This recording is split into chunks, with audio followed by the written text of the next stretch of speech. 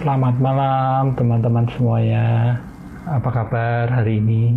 Kita akan ngobrol dengan tema Healing with Comedy.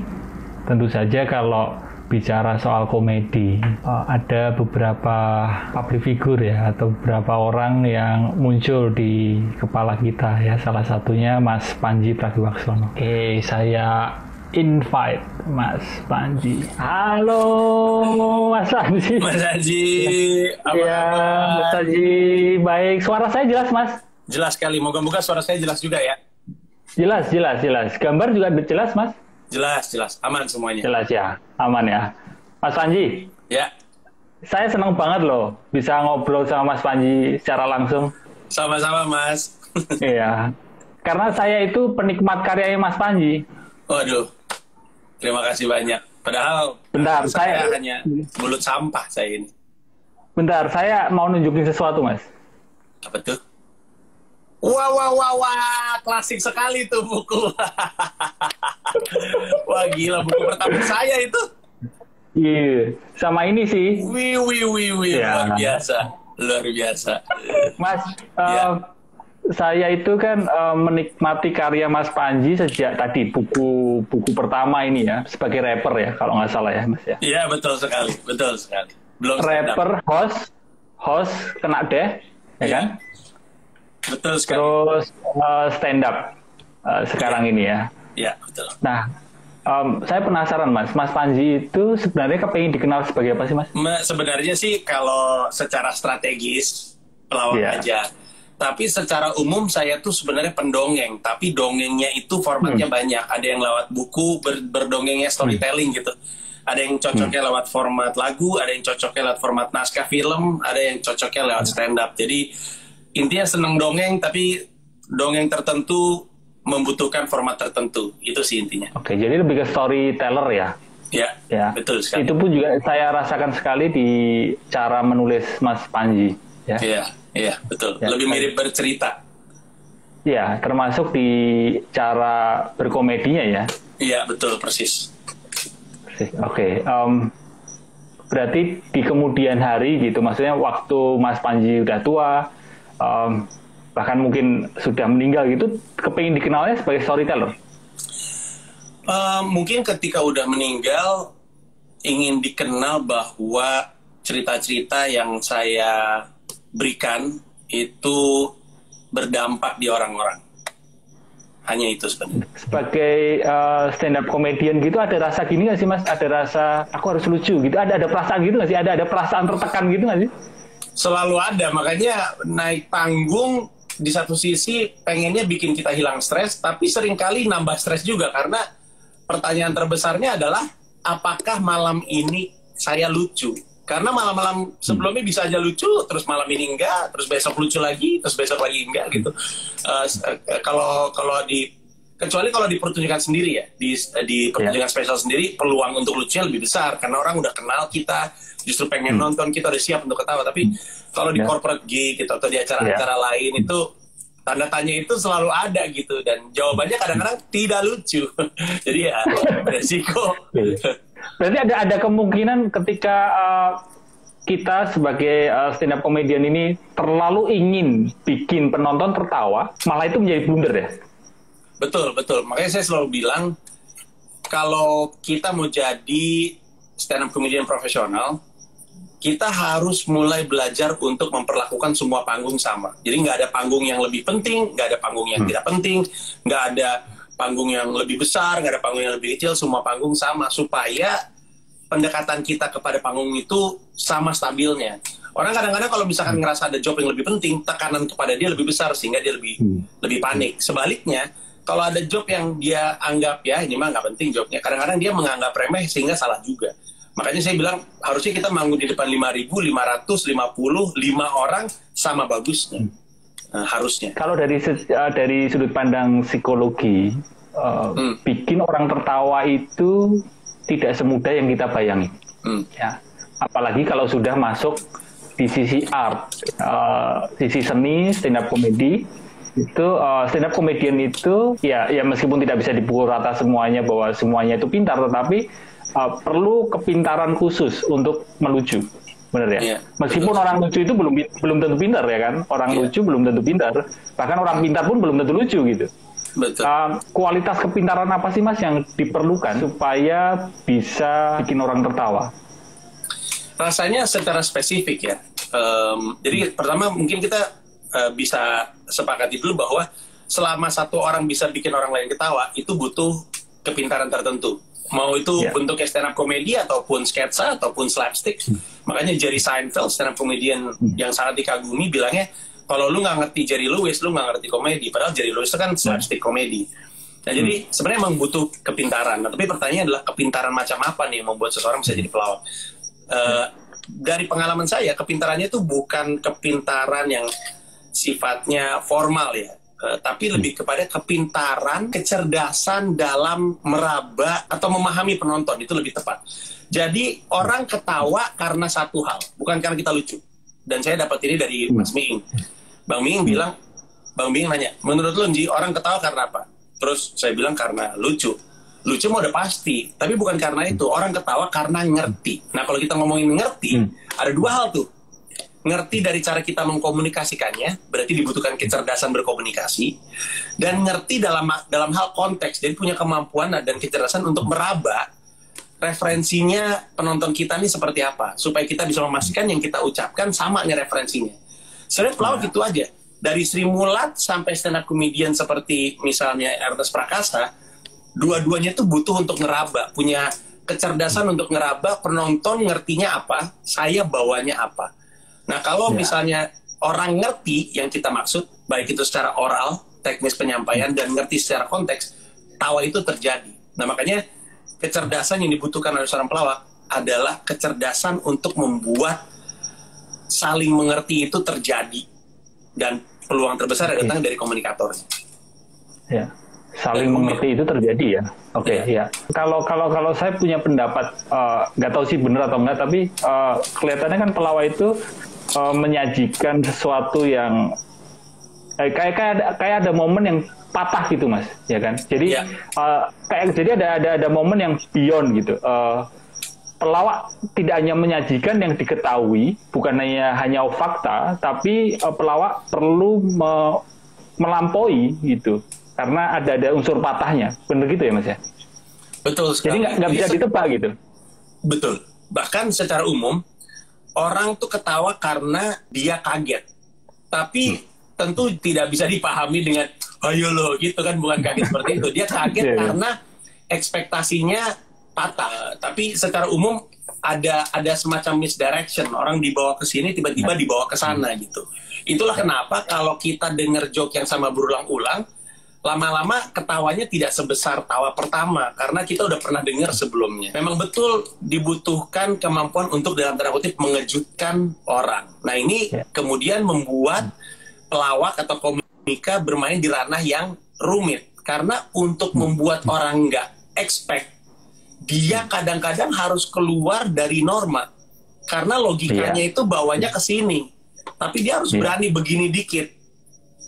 Masuk ke area yang orang belum pernah dengar kayak gitu sebelumnya. Makanya stand up tuh sering sekali, dan saya yakin yang nonton juga pasti bisa meyakini bahwa kadang-kadang kita ketawa abis itu kita geleng-geleng setelahnya, menandakan bahwa insting kita ngerespon, logika kita nggak setuju.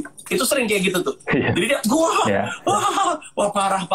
Nah itu tuh sering terjadi. Jadi dia ketawa karena dia kaget, lalu logikanya masuk dan ngasih tahu itu tadi nggak benar tuh, terlambat karena kagetnya jadi duluan. Dan di momen itu pula ada batas yang tipis, orang jadi tersinggung ya Mas Panji ya.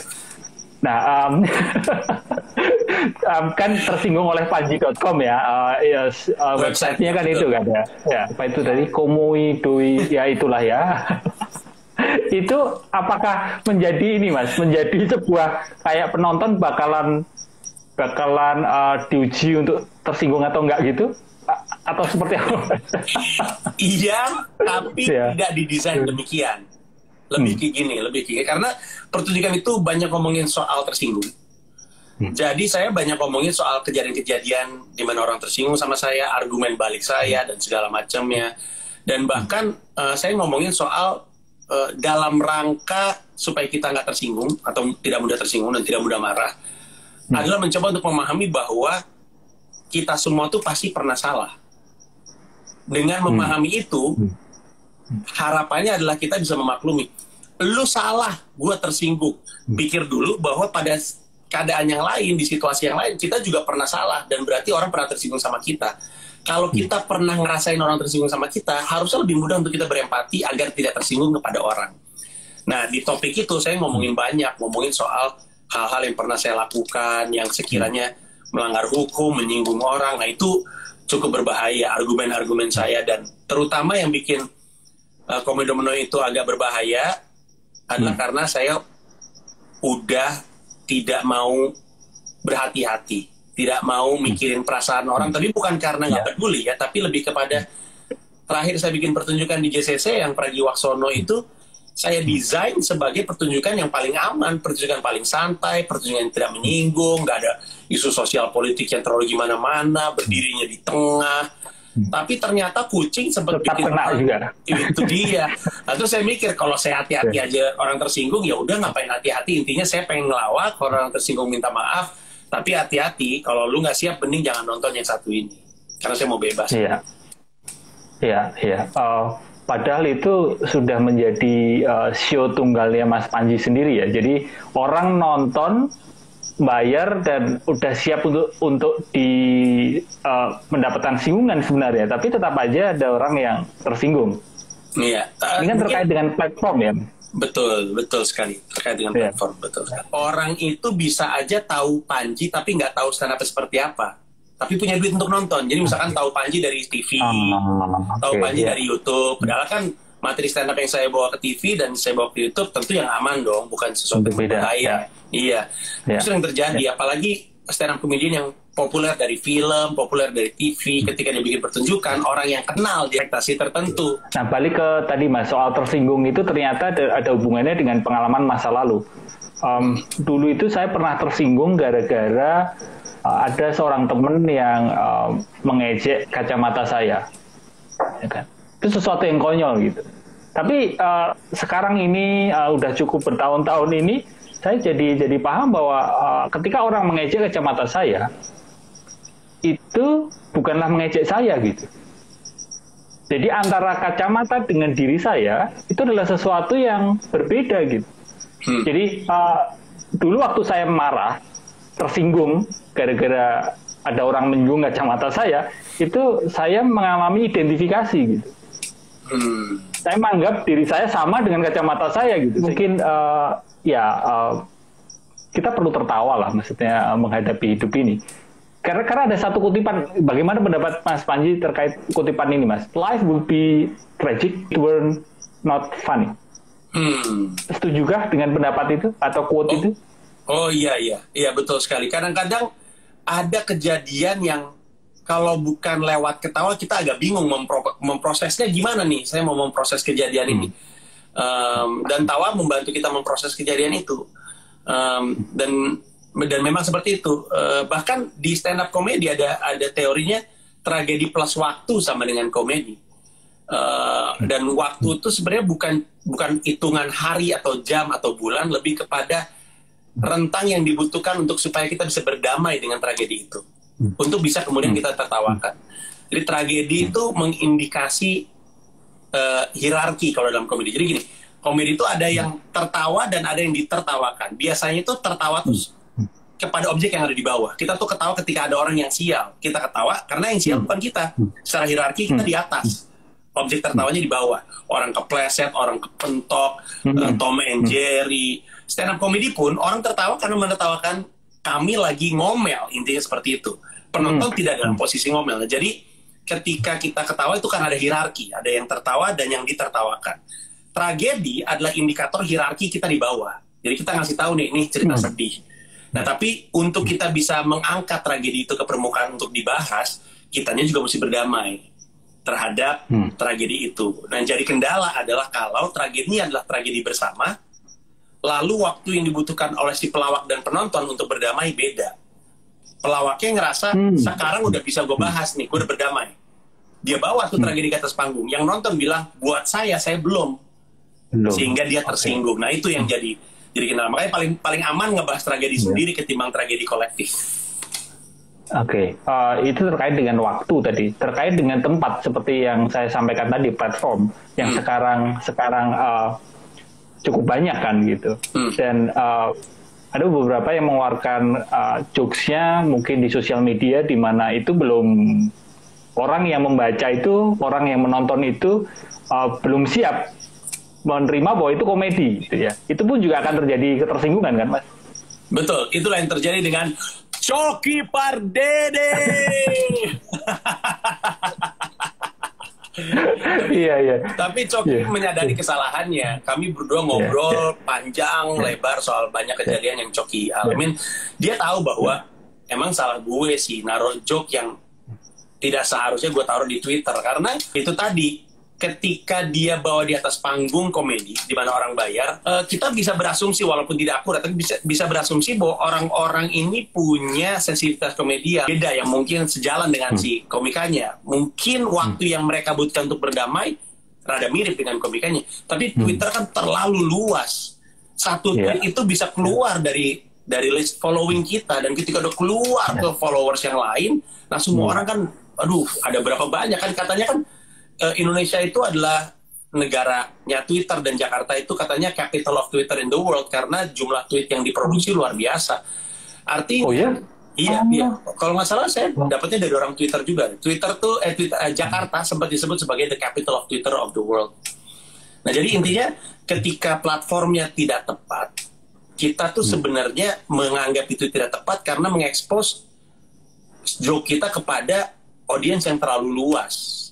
Dan itu kemudian jadi kendala karena rentang waktu yang dibutuhkan untuk berdamai beda-beda gitu. Iya. Jadi tempat dan waktu itu menjadi krusial ya, membuat orang bisa tersinggung atau enggak. Betul. Nah, kalau Mas Panji sendiri pernah tersinggung nggak, Mas? Sempet, sering. Tapi sejak saya mengalami orang tersinggung sama saya cenderung berubah.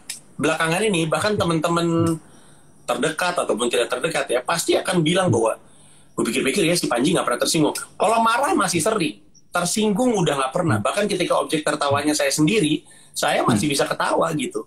Mungkin karena saya sering menyinggung orang, jadi saya punya rasa empati gitu kepada orang dan memaklumi dan memahami bahwa ya itu kan bercandaan gitu. Sama aja kayak gue bercanda orang tersinggung. Gue juga nggak berniat bikin lu tersinggung, gue cuma pengen bercanda doang ya. Ketika itu terjadi sama saya rasa di benak mereka juga sama. Mereka juga bukan pengen menyinggung saya, mereka cuma ngerasa itu lucu aja, dan saya memahami itu, saya ngerti gitu. Saya itu kepengen belajar dari Mas Panji, salah satunya terkait dengan Mas Panji itu kan sebagai artisnya, sebagai senimannya, tapi di satu sisi cukup tajam juga terkait dengan mengembangkan bisnisnya. Ya. Padahal di orang-orang yang terjadi adalah biasanya seniman dan pengembangan bisnis itu dipegang oleh dua orang yang berbeda gitu. Ya. Itu apa yang dilakukan Mas Panji setiap hari gitu untuk memaintain kualitas pikiran yang selalu fresh mungkin ya. Jadi ada inovasi, apalagi inovasi materi jokes kan juga diperlukan. Inovasi bisnis juga diperlukan gitu. Sebenarnya sih saya juga agak-agak curang Mas Aji. Artinya sebelum saya jadi pelawak, bahkan sebelum jadi entertainer sekalipun, saya dulu sales. Jadi sebelum saya bisa bikin ketawa, saya udah jualan. Saya jadi sales di sebuah advertising agency di Bandung. Kemudian saya sales untuk UPS, United Parcel Service. Dulu United Parcel Service kan namanya UPS. Jadi kayak DHL, FedEx gitu-gitu. Dan saya udah belajar marketing, udah belajar sales, dan waktu saya masih sama pacar yang sebelumnya, bukan yang saya nikahi sekarang, saya tuh dulu dididik untuk jadi pengusaha karena pacar saya nggak suka, katanya gini, aku nggak mau punya suami yang kerjanya diketawain orang. Terus saya bilang, lah kan justru itu tujuannya. Iya, aku nggak mau punya suami yang kerjanya diketawain orang, tapi aku bahagia bikin orang ketawa. Iya, aku nggak mau. Dan terus gue mesti jadi apa? Papa pengen kamu jadi pengusaha. Jadi waktu pacaran sama dia, saya di grooming untuk jadi entrepreneur. Dikasih langganan majalah SWA, majalah marketers, majalah marketing. Dikasih terus. Jadi itu yang udah ada dalam diri saya. Kuliah saya aja desain produk industri, jadi udah belajar hal seperti itu. Nah makanya itu mungkin yang membantu saya untuk bisa punya perspektif bisnis, perspektif pemasaran. Tapi secara umum otak saya selalu muter untuk buat sesuatu adalah karena sesuatu yang saya juga tidak pahami. Tapi saya tahu satu hal, kalau saya stagnan, saya sakit. Saya udah ngalamin itu berkali-kali. Kalau saya tidak dalam kondisi progresif, berubah, maju, saya tuh sakit. Sakit itu baik secara mental ataupun secara fisik. Jadi saya tahu kebutuhan bagi saya untuk tetap berkreasi, mencipta, merilis apa yang saya ciptakan supaya saya punya ruang untuk memulai lagi dari nol. Nah, selama Mas Panji menekuni stand up comedy ini, adakah cerita dari penonton Mas Panji yang mungkin mengalami kayak merasa masih punya harapan hidup setelah melihat stand up-nya Mas Panji gitu? Atau ada cerita apa yang paling ngena gitu? Yang paling ngena. Jadi ada satu anak, sekarang udah meninggal, baru aja meninggal kemarin. Saya sempatkan untuk datang ke dia dan ngobrol walaupun dia sebenarnya udah terminal gitu. Jadi ada namanya Bernardus Pak. Dia itu sebenarnya ada tumor di otaknya. Terus tapi kebahagiaan dia adalah dari nonton saya stand up. Dari pertama kali saya ngelihat, dari dia ada rambutnya sampai botak, sampai mulai moon face yang menandakan dia mengalami kemoterapi, itu saya tahu ini orang kayaknya lagi nggak sehat. Sampai satu hari saya dapat DM dari adiknya. Adiknya bilang, ini kakak saya udah pengobatan, udah dari Korea berbulan-bulan, tapi udah kondisi udah makin parah. Dia cuman pengen nonton Mas Panji stand up. Terus tapi dia lemes, dan dia beli tiket cuma satu dan tiketnya sold out. Dan dia kecewa karena dia hanya bisa nonton kalau ada yang nemenin. Sementara nambah tiket udah nggak mungkin gitu intinya.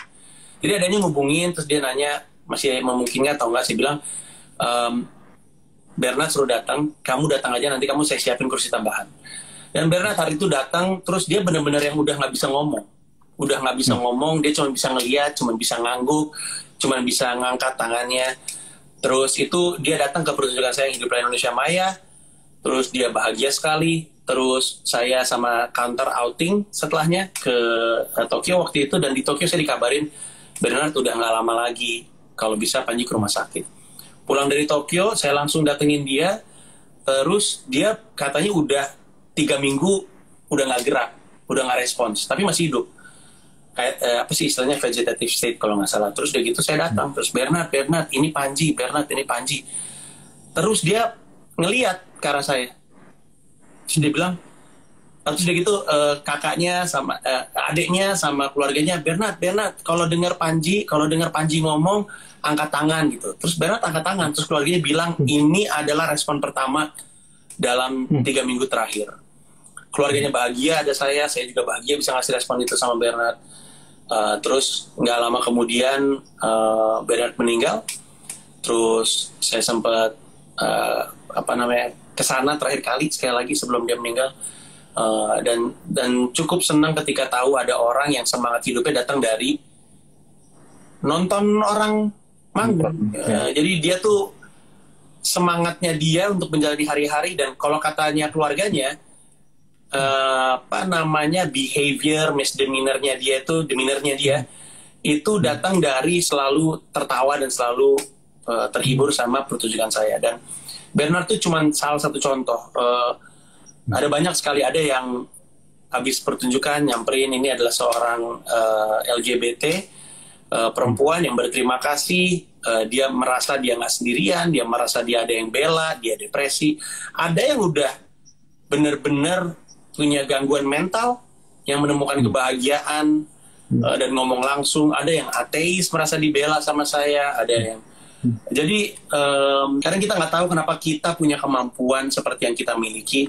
Tapi kadang-kadang kita dikasih jalan untuk memahami kenapa kita dikasih ini gitu. Jadi kayak saya tuh paham kenapa saya dikasih ini sama Tuhan.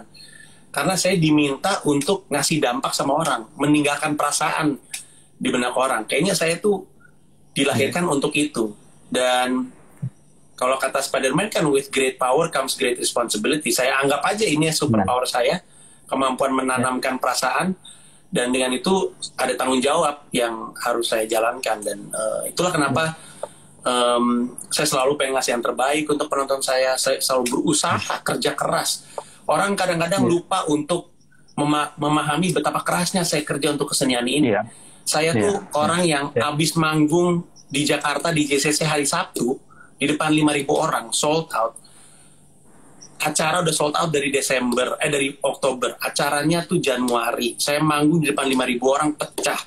Hari Selasanya saya udah latihan dari nol, bawa materi dari nol lagi. Orang akan bingung, ngapain lu ngelakuin itu? Tapi jawabannya adalah, kadang-kadang kalau orang udah ngebelain untuk nonton lu mau ngasih mereka yang terbaik. Nah, karena lu nggak tega kalau lu setengah-setengah kepada mereka. Nah itu reaksi mereka, kejujuran mereka, terbuka sama saya, sama kondisi mentalnya, kondisi kesehatannya, itu yang bikin saya jadi mau selalu ngasih yang terbaik. Ya.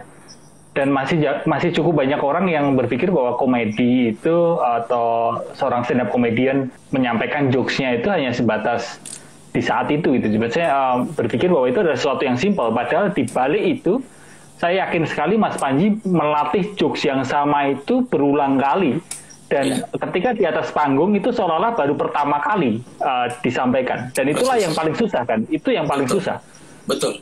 Supaya si penonton tidak tahu bahwa kita menghafalkan materi itu. Betul sekali. Ilusinya adalah itu yang. Jadi kayak sulap kan. Jadi ilusi yang kita berikan adalah seakan-akan itu baru keluar dari kepala kita. Makanya setiap titik dan koma, setiap gagap, setiap kalau ada yang nonton, dan banyak penonton saya itu nonton 4 kali, mereka akan tahu semua semua jeda, semua apa namanya, semua titik dan koma itu sama persis di setiap kotak, karena itu ditaruh untuk ngasih ilusi seakan-akan itu baru keluar dari kepala kita. Dan kenapa itu penting? Karena itu memberi kesan mereka lagi diajak ngobrol ketimbang lagi nonton pertunjukan. Kebanggaan terbesar saya dalam nonton stand up adalah orang nggak ngerasa bahwa saya lagi ngelawak, dan orang nggak ngerasa ternyata 2 jam, 2,5 jam sudah berlalu. Itu sebenarnya. Dan ada theater of mind gitu kan di pikiran penonton gitu ya.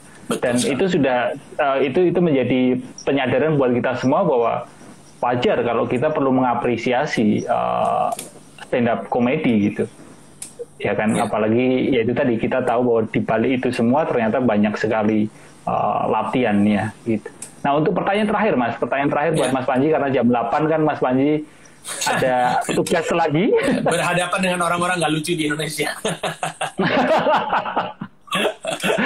Iya, pertanyaan terakhir dari saya sempat melihat di mana ya, saya lupa, pokoknya Mas Panji itu ternyata punya soal perasaan tadi, cukup kuat perasaan Mas Panji relate dengan hubungan anak dengan ayah, dengan bapak. Ya.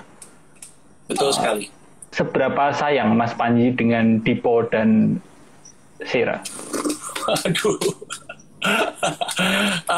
Ini mah nanya gitu aja udah gemeter. Tapi apa ya, baru aja kemarin saya mikir apakah saya udah jadi ayah yang lebih baik daripada ayah saya sebelumnya.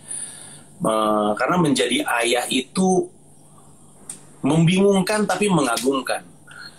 Kayak tentu saya akan melakukan semuanya untuk anak-anak saya. Tentu itu. Cinta saya tuh tidak perlu dipertanyakan.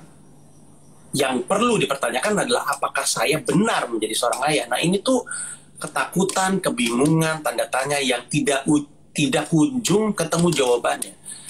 Karena kita nggak tahu nih ujungnya seperti apa.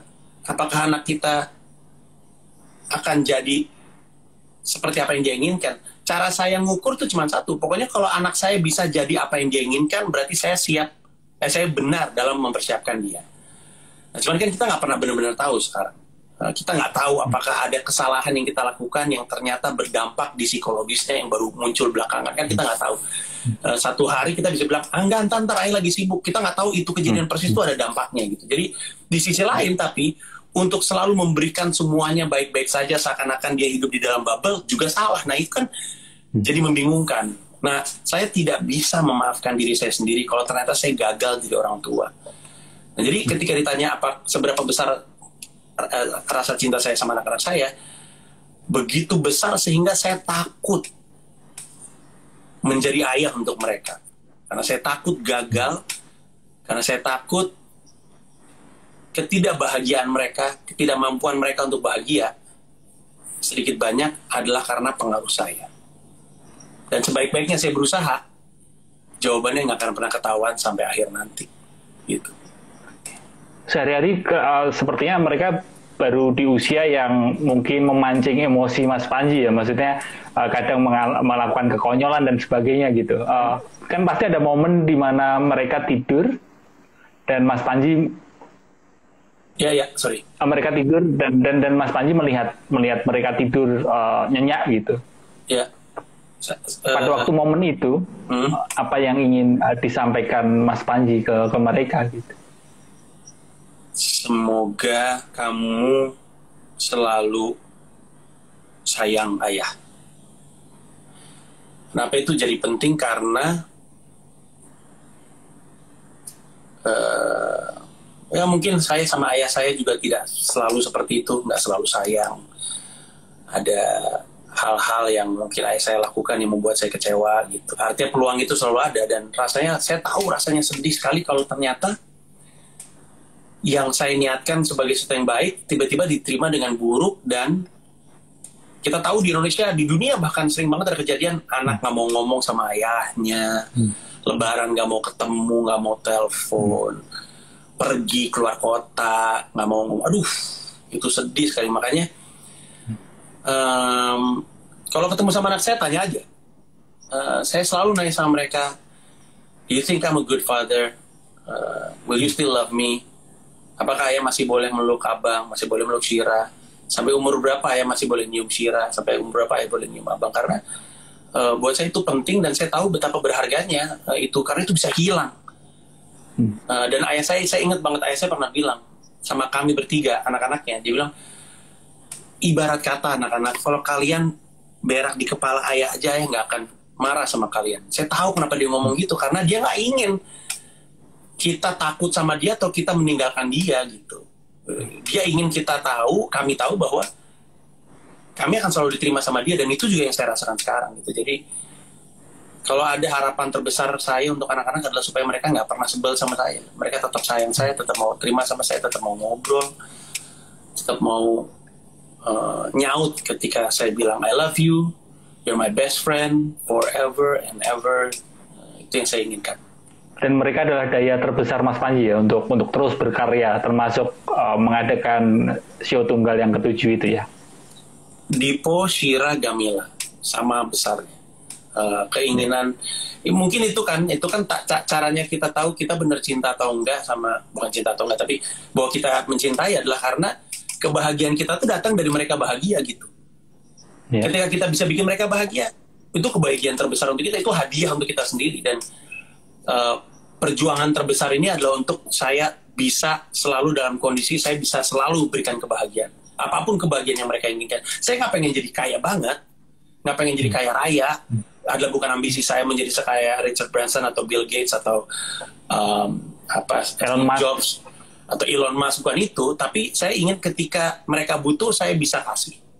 Udah cuman itu aja. Begitu Mas Panji, mungkin ada lagi yang ingin disampaikan terkait dengan show terdekat komika.id? Nggak ada. Kalau misalkan teman-teman yang nonton ingin tahu seperti apa pertunjukannya, dengan asumsi teman-teman sehat dan kita bisa ketemu di kota masing-masing, semua informasi, harga tiket, tanggal penjualan tiket, tanggal pertunjukan, kotanya mana aja, ada di tersinggung oleh panji.com. Dan untuk yang tulisnya TBC atau to be confirmed, artinya akan diinformasikan kemudian kapan tanggal-tanggalnya. Itu aja dari saya. Oke. Kalau untuk show komika terdekat kapan? Belum tahu ya. Komika Club di comikakomedi.club itu kalau masalah tanggal 20-an, 23, 24 saya lupa. Tapi informasinya juga segera akan ada di comikakomedi.club. Ada kalender di situ, dilihat aja. Oke. Baik, begitu Mas Panji. Terima kasih banyak. Terima kasih. Makasih juga. Makasih banget. Makasih. Nanti kalau udah selesai pandemi, kita mungkin bisa ketemuan ya. Pak ya Mas. Bye, thank you. Makasih ya. Thank you, thank you. Oke, terima kasih teman-teman sudah udah ikutan dengerin obrolan saya dengan Mas Panji. Tentu saja terkait dengan komedi, terkait dengan ketersinggungan, menarik sekali ya. Soal ketersinggungan, ternyata ngalir obrolannya ke hubungan bapak dengan anak. Oke, begitu saja teman-teman. Terima kasih sudah menyimak obrolan Sehat Mental Awesome kali ini dengan tema Healing with Comedy. Semoga teman-teman bisa tetap berkomedi, ya, bisa tetap lucu menjalani hidup ini, tetap wawiwu, ya, tetap santai, jangan mudah tersinggung, ya, tersinggung sewajarnya saja. Ya, barangkali hidup ini memang komedi sih ya. Kita menjalani hidup ini mungkin cukup banyak ilusinya gitu. Ya, yang kita kira segala-galanya, padahal ternyata itu bukanlah segala-galanya. Itu hanya ilusi, hanya sesuatu yang kita kira penting, padahal ya nggak penting-penting banget. Kita menganggap sesuatu itu penting, sehingga kita kejar setengah mati, padahal bisa jadi sesuatu itu hanyalah fantasi gitu. Jadi sebenarnya hidup ini lucu ya. Lucu. Maka luangkan waktu untuk tertawa, sehingga tubuh kita tidak terlampau stres, batin kita menjadi lebih tenang. Dengan begitu, kita lebih mampu menerima kenyataan seapa adanya. Begitu ya teman-teman. Selamat malam, selamat beristirahat. Semoga kita semua bisa menerima kenyataan seapa adanya ya. Selamat malam. Bye.